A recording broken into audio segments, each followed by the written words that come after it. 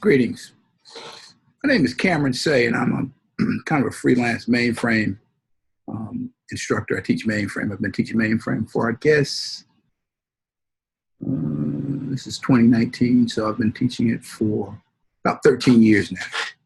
I've taught at 2 HBCUs, well, actually 4 HBCUs, but 2 where I had full-time gigs, North Carolina Central University and North Carolina A&T State University. And I've also taught at Tennessee State and Alcorn State in Mississippi online. The Tennessee State and Alcorn State engagements were online. So I've decided to, well, being an academic, I've been an academic for 15 years. So being an academic, my methodology to get the word out is via, scholarly articles. And that's the way academics do it. And I'm going to do that. I'm in the process of writing some now. And I'm going to send them to publishers and do the whole peer review thing and all that stuff, just for completeness' sake, because this story needs to be told. But because the mainframe story needs to be told, and what's been going on in mainframe the last 10 or 12 years really needs to get out to the general public. And I've, acquired kind of a following on social media, in particular LinkedIn, that, I am compelled to create a series of videos telling the mainframe story. And this is the first one in the series. I'm going to do, the next one I'm going to do is probably going to be on why HBCUs should be teaching mainframe technology. But this one is on the history of the IBM apprenticeship model, right? So you can Google the IBM apprenticeship program online. It's a great program. They've got 10 or 12 disciplines, maybe more now. But I want to say for the record, for a fact, because this needs to be documented historically, the first IBM apprenticeship program was the mainframe apprenticeship program. And I want to be clear about how that, because I was deeply involved in the development of that, and not the primary driver of it by any means, but one of the early conceptualizers of that program. And that's historical fact. It's indisputable. So I just want to state that for the record and let everybody know kind of, how important mainframe is in this whole process. So I looked at my calendar. I have archived my calendars. The mainframe apprenticeship program, which was the first apprenticeship program at IBM, it was the first, and the rest were somewhat modeled. Now, I'm not claiming any responsibility or any involvement in any IBM apprenticeship program other than the mainframe apprenticeship program, because I don't want IBM coming after me for putting out things that aren't true. But it is indisputable that the mainframe apprenticeship program was born on the campus of North Carolina A&T State University on September 30th, 2016, between 2 and 4:30 p.m. in room 408 of the Fort Building on A&T's campus. And the participants in that meeting were myself of A&T, Stephen Dodd of IBM, Meredith Stoll of IBM. That's a historical fact.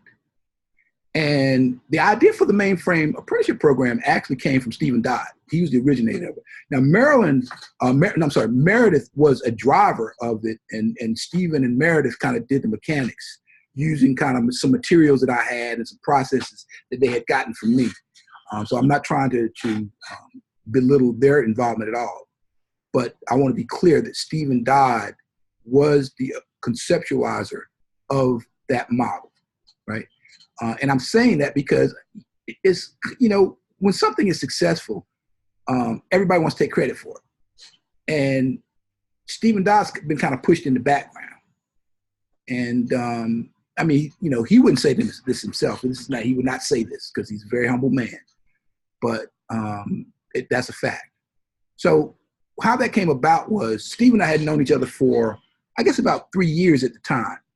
And we had submitted a couple of proposals together to, I think, the U.S. Department of Labor to fund apprenticeship programs, because the Department of Labor was in the apprenticeship game then. And they still are, right? Even in this administration, they've continued that.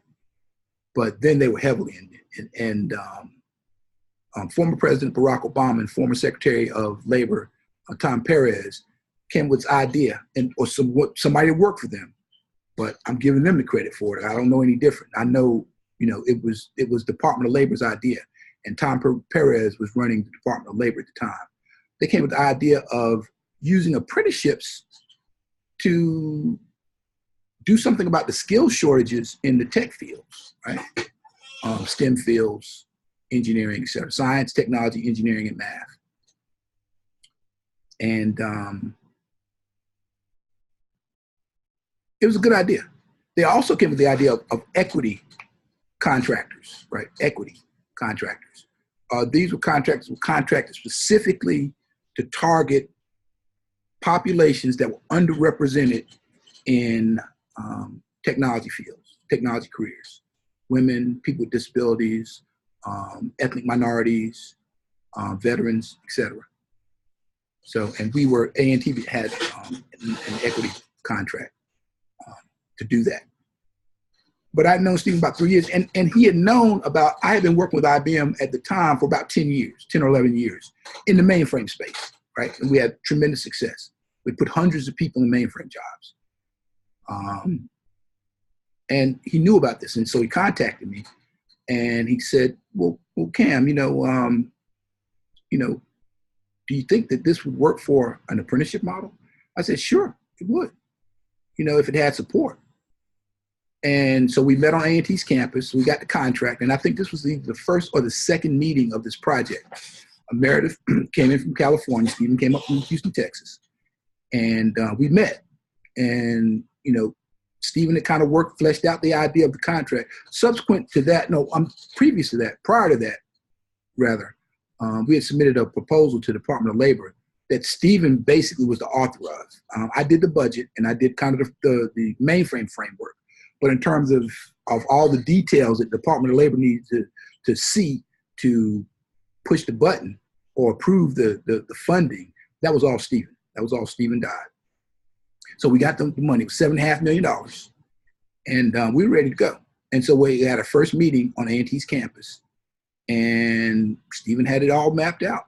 How are we going to start? We're going to use a lot of my materials. We're going to bring in other people, and IBM was going to develop some materials. And, we were going to go from there.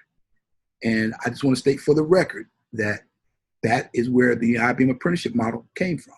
Or I'm not going to say the model, because I don't know the model. I know the other disciplines that were later. And I want to, with me, being historically correct is very important. So I don't want to say that it was based on the mainframe apprenticeship model, but it is unarguable that the mainframe apprenticeship program was the first, because we rolled that out, I think, the week of September 21st, 2017, and it was the first one. And the others look very similar to that one. And some of them are different. Don't get me wrong. I had nothing to do with any of those others. In software engineering, project management, cybersecurity. They have 10 or 11 disciplines now, and they're hiring hundreds and thousands of people through this apprenticeship model. Jenny Rometty, you can look at a video on, the name of the project was Lead IT. So people get emails from me, see I'm still the executive director of that project. Project lives on, but